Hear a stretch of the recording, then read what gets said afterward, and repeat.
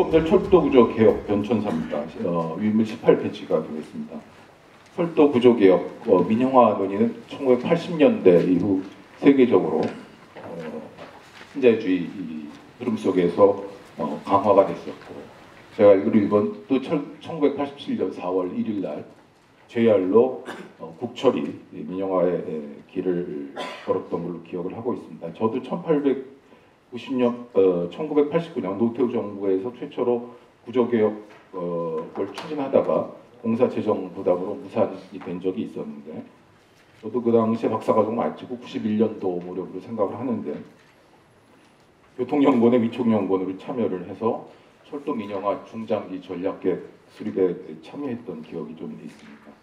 그 후에도 김영삼 정부에서도 상하 통합형 철도 공사 체제를 추진했지만은 재원 마련 권력이나 거대 단일 노조 형성에 따른 불안 등으로 실현되지 못했던 그런 역사가 있습니다. 그리고 김대중 정부에서는 외환위기 극복을 위해서 IMF 요구를 불가피하게 수용을 하면서 공사공단을 분리하는 상하분리 체계를 추진한 바가 있습니다. 이어서 노무현 정부 때는 다음 페이지입니다. 철도 운영 부문 민영화를 철회하고 공공성 보장 차원에서 기반시설은 공단, 운영은 공사화로 해서 이원화해서 2003년에 최종 결정에서 현재 철도공사와 철도시설공단으로 상하분리형의 구조가 지금 형태가 결정된 바가 있습니다. 그리고 이명박 정부에서는 2011년 수서발 고속철도를 공사가 아닌 민간 사업자가 운영할 수 있도록 민영화를 추진하였으나 반대 여론에 밀려서 무산된 바가 있습니다. 비교적 근자의 일이기 때문에 여기 계신 분들도 잘 아는 내용이라고 생각을 합니다. 이후에 박근혜 정부에서는 2013년 수서발 고속철도를 철도공사의 출자 회사로 설립하는 것으로 정책을 변경해서 고속철 분리 운영을 추진한 바가 있고, 이런 정책의 결과로 오늘날의 SR이 탄생하게 됩니다. SR 탄생에 대해서는 철도 노조뿐만 아니라 오늘 공동으로 주관하는 철도 공공성 시민인가요? 그 경실련을 비롯해서 많은 단체에서도 반대를 강하게 했던 사안이었습니다. 간략하게 그 구조개혁이나 철도 정책에 대해서 역사를 좀 봤고요. 그다음 페이지를 보시면 새 정부의 철도 정책 방향인데, 앞서 인사 말씀에서도 많이 나왔지만 수익성 관점에서 공공성 강화라는 정책 기조로 전환. 제가 발제 자료에서는 수익성 관점, 공공성 관점을 배치되는 것처럼 표현을 했지만은 경우에 따라서는 이게 배치되지 않을 수도 있는 문제죠. 좀 전에 김윤자 교수님께서도 이야기를 했지만은 특히나 SR 분리 같은 경우에는 그런 대목이 있기 때문에 좀 유념을 해야 될 것 같고요. 그래서 작게는 SR과의 재통합 문제, 또 더 나아가서는 상하분리형 구조 개혁을 재검토할 그런 시점에 와 있다라고. 오늘은 상하분리 재검토까지는 발제 논문에서 다루지 않고 주로 이제 SR 통합 문제에 대해서 내용을 다루었습니다. 코레일과 SR 주요 현황 부분입니다. 발제 자료는 21페이지입니다. 표에서 잘 요약이 되어 있듯이 코레일하고 SR는 경쟁을 하는, 이게 회사로 보기 어렵습니다. 그 영업 거리도 한쪽은 4,000km 가까이 되고, SR은 전용 0km는 61.1km, 공용으로 쓰는 게 586km이기 때문에 일일이 제가 다 설명을 하지는 않지만은 사업 범위라든지 여러 가지 면에서 온전한 경쟁 체제로 보기 어려운 그런 측면이 매우 많습니다. 또 이어서 그 코레일과 SR 주요 현황, 그 다음 자료를 보면은 21페이지 아래쪽입니다. 이것도 역시 차량 정비나 시설 유지 보수, 정보 시스템 구축, 또 사고 복구 등등을 전부 다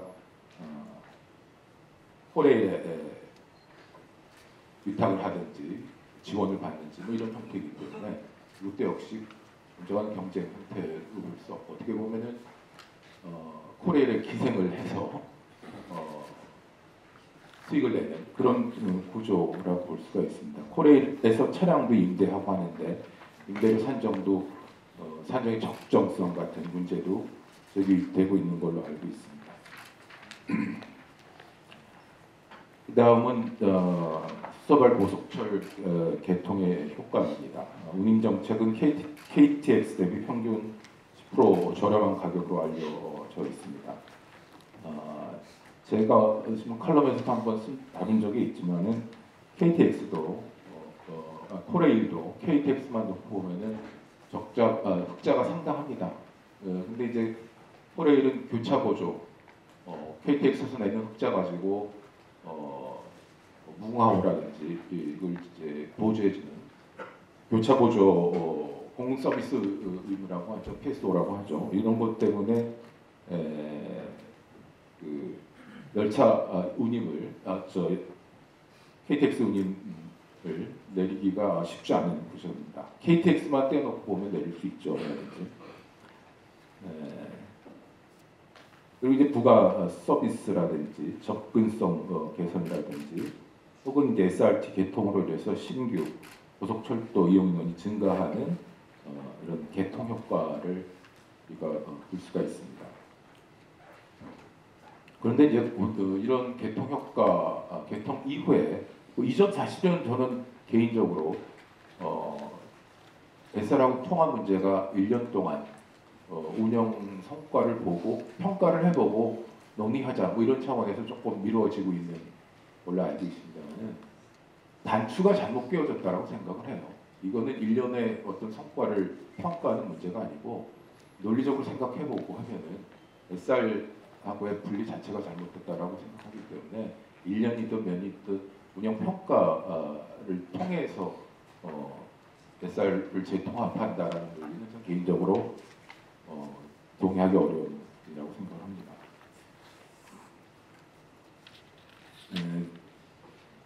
철도 공공성이 강화됐느냐, 악화됐느냐라는 측면에서 보면은 SR 개통으로 코레일은 흑자가 적자로 다시 전환이 됐죠. SR 개통하지 않았으면 SR의 철도 이용량도 전부 다 코레일의 수익이 됐겠죠. 근데 아까도 말씀드렸듯이 KTX나 SR은 흑자가 나기 쉬운 구조이기 때문에 이 교차 보조를 하는 공공 서비스 부담 의무를 재원을 활용할 그 재원이 줄어들었기 때문에 오히려 그런 면에서 보면 공공성이 굉장히 악화될 수가 있고 실제로 그 영업손익 현황을 보면은 코레일이 연 4천억의 매출 손실 그래서 SR 개통이 코레일 매출 감소, 또 수익성 악화, 또 이 수익성 악화라는데 교차 보조 악화 이런 식으로 수익성도 악화됐고 공공성도 악화되는 구조로 이어지고 있습니다. 그래서 SR을 이용하는 주로 강남적 지역 주민들이 10% 더 싼 요금을 이용하고 SR을 이용하지 않는 부분은 안에 지역의 주민들은 더 비싼 요금을 부담하는 것도 이것도 보면은 공평성, 공정성 관점에서 적절하지 않다라고 볼 수가 있죠. 뭐 그게 이제 24페이지 이 유인물에 그런 내용 좀 나오고요. 또 문제는 이제 경부 호남선만 SR은 운행하기 때문에 기존 전라선, 경전선, 동해선 등 지방 고객들은 열차 선택권이 없어서 서발 고속철 이용이 곤란하게 되는, 불편하게 되는 거죠. 출동한 네트워크상으로이기 때문에 이런 이제 불편함, 불공정성, 지역 간 갈등까지 발생하는 이런 부작용을 초래하고 있는 게 좀 실정입니다.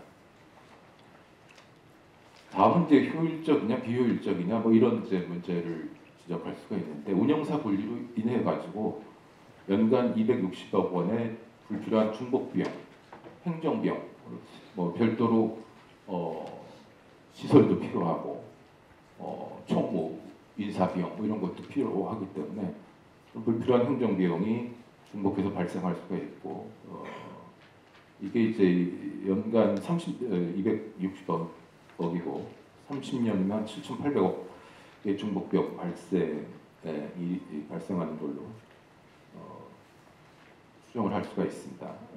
뿐만 아니라 SR은 정부가 지분을 보유하고 있고 사학연구비라든지 기금에서도 지분을 보유하고 있는데 투자자한테 고수익을 보장하는 구조이기 때문에 철도 운영 수익이 철도 산업 외부로 유출되는 피해가 있습니다.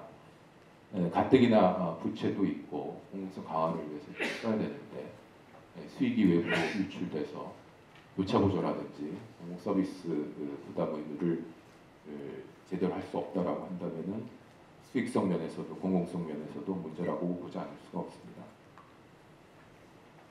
또 SR 개통 수송량 증가는 경쟁 효과를 볼 수 없고 새로 노선이 생겼기 때문에 신규 수요가 창출된 부분도 있지만은 SR하고 KT 코레일이 접속이 불편해지는 부분이 있습니다. 그래서 노선을 배정하고 하는 것도 최적화될 수가 없기 때문에 가뜩이나 애로 구간 같은 경우에는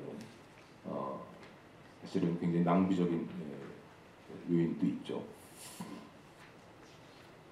그래서 그 경쟁은 아까 모두에도 말씀을 드렸지만은 일정 부분은 그 SR이 KTX에 기생하는 구조이기 때문에 온전한 경쟁 체제로 보기는 어렵고 지역 독점, 구간 독점이기 때문에 이것도 무늬만 그 경쟁인 게 아닌가 그런 생각을 하지 않을 수가 없습니다.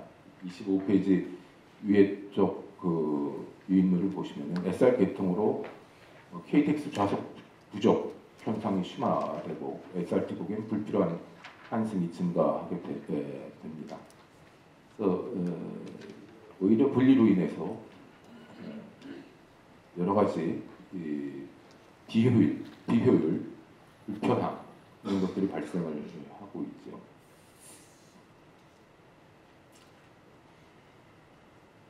뭐 그 다음 내용은 조금 중복되고 하기 때문에 생략하도록 하겠습니다. 해외 철도 사례를 보도록 하겠습니다.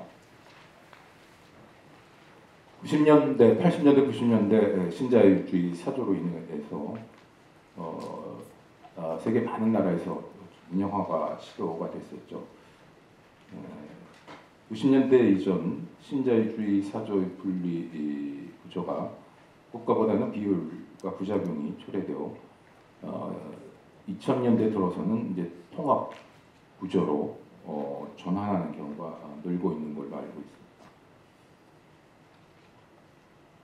90년대 초에 유럽연합은 국가 간 자유로운 열차 이동이 가능한 완 유럽을 위해서 운영과 시설의 분리를 추진을 했고 영국을 비롯한 서유럽 국가에서도 자국 특성을 고려한 철도 정책 방향에 따라서 다양한 방식의 구조 개혁을 실시했지만은 현재는 그 통합의 흐름이 견조하다라고 생각합니다.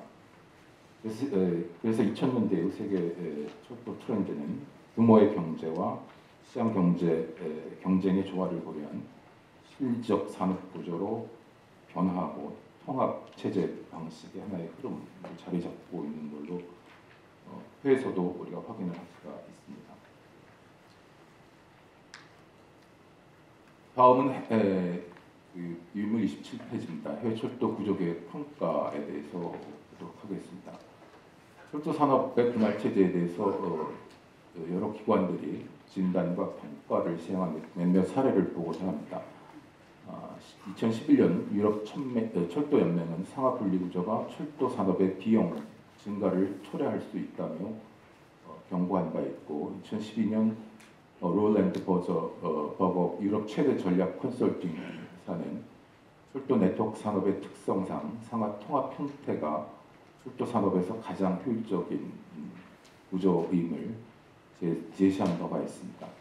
영국 철도의 경우 2011년 분리구조 민영화로 인해서 유럽 내 철도 국가 대비 경쟁력이 약화되고 각 회사의 자기 이익 치중으로 협력이 부족하고 거래 비용이 증가하는 그런 문제가 발생을 해서 영국의 사례는 실패 사례다라는 진단한 바가 있습니다. 실제로 영국에서 수평분리, 수직분리 다 해가지고 많은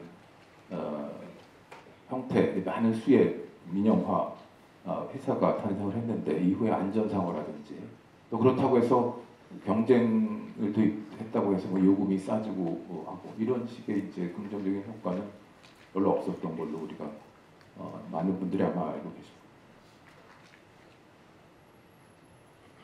그 다음 또 역시 구조개혁 평가에 대한 내용이 이어지고 있습니다. 대체로 상업 분리형의 철도 회사가 통합 형태의 회사보다 비용이 과다하게 발생하는 그런 문제점이 지적되고 있습니다. 그래서 철도 구조개혁을 선행한 해외 사례를 보면 2010년을 기점으로 구조개혁 평가 및 상황을 고려해서 재통합으로 전환하거나 통합체제를 강화하고 있는 추세가 견조하다라고 말씀드릴 수가 있습니다. 다음은 이제 통합 시에 기대되는 효과입니다. 이것도 뭐 쉽게 짐작할 수 있는데 통합 시 수서발 경부 호남선의 전국 고속철도 운임을 10% 인하할 수 있는 여력은 있다라고 생각합니다. 다만 인하를 할 수도 있지만 그 수익분을 가지고 교차 구조라든지 공공성 강화하는 데 비용을 쓸 수 있기 때문에 이건 그냥 예시로 또 이해할 수도 있을 것 같습니다. 또 벽지 노선 등 지역 주민 교통복지 향상이나 접근성 향상 뭐 이런 것도 기대할 수가 있습니다. 그 다음은 이제 기대되는 효과로서 일원화된 안전관리와 서비스로 더욱 안전하고 편리한 철도 서비스 제공이 예상이 됩니다. 자꾸 효율성 추구하고 아까도 비단 철도뿐만 아니라 위험의 외부화, 아웃소싱 이런 이야기가 계속 비단 철도뿐만 아니라 여러 분야에서 대두되고 있는 건 어제오늘의 일이 아니기 때문에 아까 윤은덕 의원님도 인사 말씀에서 이야기하셨듯이 어떤 부분은 이제 돈의 문제이기도 합니다. 그래서 우리가 이런 부분은 사실은 가치 판단의 문제고 공공성에서 안전 관리를 중요시해야 될 문제는 철학의 문제이기도 하죠. 그래서 마냥 효율성만 외칠 수 없는 이유가 여기 있다라고 생각합니다. 그리고 이제 통합이 되는 경우에 고속철도 차량 통합 운영으로 열차 운행이 증가되고 연간 2, 3천억의 추가 매출이 기대되고 이에 따라 연간 선로 사용 납부액도 증가할 수 있어 정부의 재정 부담이 완화되는 또 기대해 볼 수가 있습니다. 그 다음은 이제 수서발 고속철도 노선 확대로 지역 경제가 활성화되고 주민 편의가 향상되는 그런 부분을 지적할 수가 있겠습니다. 그래서 무엇보다도 사실은 아까 제가 모두의 철도 역사가 이제 120년이 되고 일제 강점기에 경성역에서 모스크바까지도 갈 수 있었다라고 하는데 이게 네트워크 산업이고 규모의 경제가 시연된 산업인데 반도의 남쪽에 갇혀 있다 보니까는 철도가 마음껏 발전할 수 있는 계기를 갖지 못했다고 생각을 하는데 이런 철도도 자꾸 이렇게 분리를 해서 이제 경쟁력 떨어뜨리고 이런 식의 정책은 마땅히 좀 재검토가 돼야 된다고 그런 의미에서 오늘 이런 자료가 마련됐다고 봅니다. 결론적으로 말씀을 드리면 고속철도 분리 운영이 실익 면에서도 그렇고 수익성 면에서도 그렇고 수익을 오히려 이제 외부화하는 그런 치명적인 문제가 있죠. 그래서 공공성, 수익성 모두 면에서 적절하지 않은 결정이었다. 논리적으로 상식적으로 생각해보면 될 문제이기 때문에 1년 동안 뭐 평가해보고 5년 동안 평가해본 결과를 가지고 구조개혁, 재통합 문제를 논의할 건 아니라고 생각합니다. 그래서 고속철 분리를 주장했던 정부의 기대치나 대부분의 정책 목표가 그래도 달성됐다고 보기 어렵고요. 그래서 한 번 더 말씀을 드리면은 2000년대 들어서 특히 2010년대 들어서 세계적으로 통합이 흐름이다라는 것은 이미 80년대, 90년대 민영화를 많은 국가에서 실시를 했는데 거기에 대한 평가가 이런 새로운 흐름에 담겨져 있다라고 봅니다. 그래서 다시 말씀드리지만 SR하고의 재통합 문제는 1년 평가가 그렇게 중요한 의미를 갖는다고 보기는 어렵습니다. 그래서 여러 가지 국내외의 어떤 환경 변화, 또 해외의 오랜 기간 동안 신자유주의 역량 하에서 분리 경쟁 체제 뭐 이런 식의 논의로 진행되어 왔던 그 민영화의 구조가 이제는 또 재검토돼서 바로 잡아야 될 때가 되지 않았나 이렇게 생각을 하면서 제 발제를 마치도록 하겠습니다.